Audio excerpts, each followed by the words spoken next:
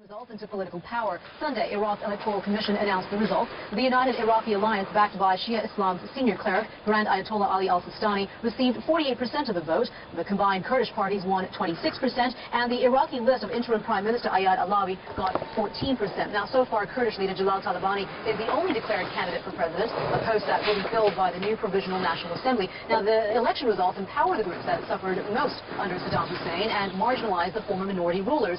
But correspondent Nick Robertson reports unity is the watchword among the victors. Iraq's sizable Turkoman ethnic minority claiming disenfranchisement. But inside the results hall, we congratulate everybody, those that won and those that didn't. A mood of celebration. The elections actually pulled off. The total number of votes for the National Assembly, 8,456,266. About 60% turnout, a little lower than election day optimism had many believe.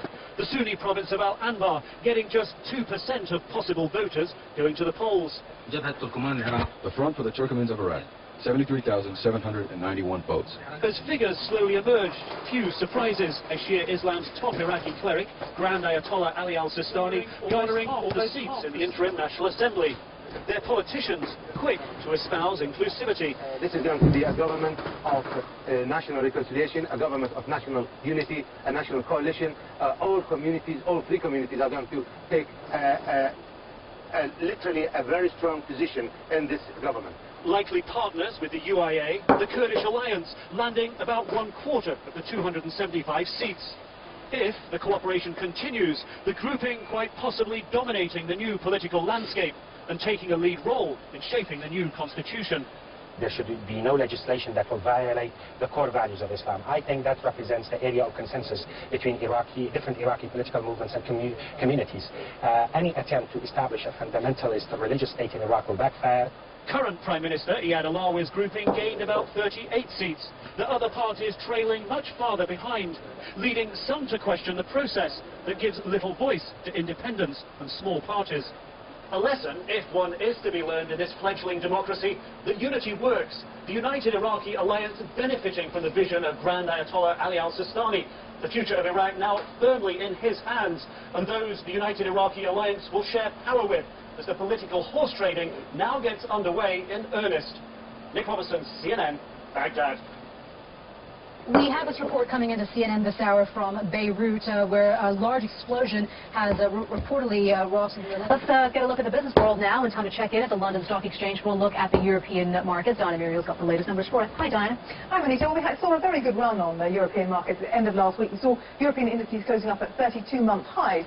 No one was expecting anything very dramatic this Monday as a consequence, and the markets haven't disappointed. Let me show you how they're standing at the moment. Pretty lackluster trading that we're seeing around and about. Certainly Paris, which is down more than just a little, is down around 1/3 of a percentage point. Really a lot of profit taking after that very good performance last week, and indeed at the start of the year for European markets. Let's put some colour on the chart. One of the areas that investors are really looking at today is Fiat. This company, this Italian automaker, very troubled in recent years.